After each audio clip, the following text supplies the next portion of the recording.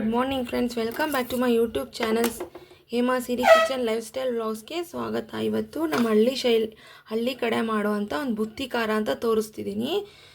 ಇದಕ್ಕೆ ಒಂದು 50 ಗ್ರಾಮ್, ಒಂದು 25ರಿಂದ 50 ಗ್ರಾಮಷ್ಟು ಹುಣಸೆಹಣ್ಣು ತೊಗೊಂಡಿದ್ದೀನಿ, ನೆನೆಹಾಕಿದ್ದೀನಿ. ಮತ್ತು 1 ಬೌಲಷ್ಟು ಕಾಯಿ ತುರಿ, ಒಂದು 2 ಸ್ಪೂನು ಜೀರಿಗೆ, ಮತ್ತು ಹಸಿರು ಮೆಣಸಿನ್ಕಾಯಿ ಒಂದು 7-8 ತೊಗೊಂಡಿದ್ದೀನಿ. ಬೇಕಾದ್ರೆ ಖಾರದ ಪುಡಿನೂ ಹಾಕ್ಕೋಬೋದು. ಬೆಳ್ಳುಳ್ಳಿ ಗೆಡ್ಡೆ 1, ಈರುಳ್ಳಿ 2, ಕೊತ್ತಂಬರಿ ಸೊಪ್ಪು 2 ಸ್ಪೂನು, ಸಾಂಬಾರು ಪುಡಿ.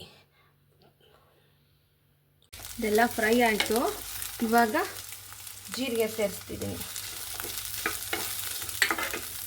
ಒಂದು ಸ್ವಲ್ಪ, ಒಂದು 1/4 ಟೀ ಸ್ಪೂನಷ್ಟು ಮೆಂತ್ಯ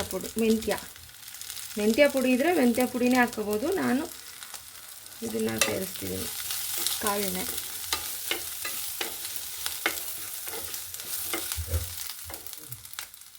ಇದಕ್ಕೆ ಕಾಯಿನೂ ಹಾಕ್ಕೋತೀನಿ.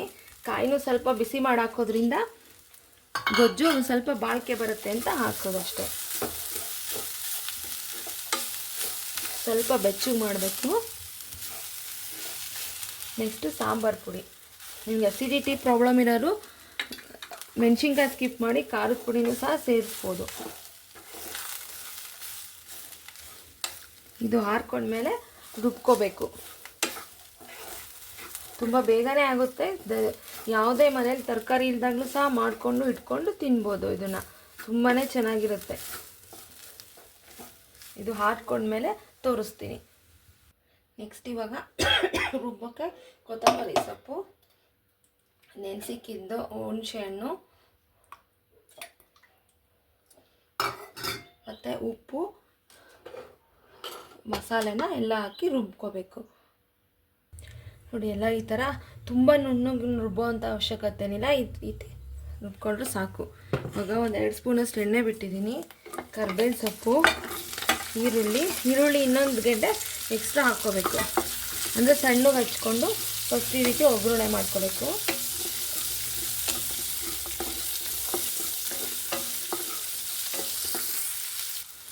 ಇದು ಈರುಳ್ಳಿ ಎಲ್ಲ ಫ್ರೈ ಆಗಿದೆ. ಇವಾಗ ರುಬ್ಬಿರೋನ ಹಾಕ್ಕೊಳ್ಳೋಣ. ಆದಷ್ಟು ಜಾಸ್ತಿ ನೀರು ಹಾಕ್ಕೋಬಾರ್ದು, ಸ್ವಲ್ಪ ಬೇಕಂದರೆ ಹಾಕ್ಕೋಬೋದು ಅಷ್ಟೇ.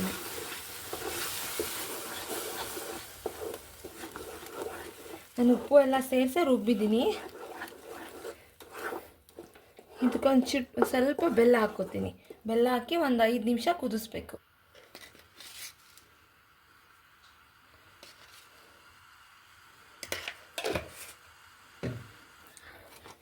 ಇದಿಷ್ಟೇ, ಒಂದು 5 ನಿಮಿಷ ಇದು ಮುಚ್ಚಿ ಲಿಡ್ ಕ್ಲೋಸ್ ಮಾಡಿ ಕುದಿಸಿದ್ರೆ ಮುಗೀತು. ತುಂಬ ಅನ್ನಕ್ಕೆ, ಚಪಾತಿಗೂ ಚೆನ್ನಾಗಿರುತ್ತೆ.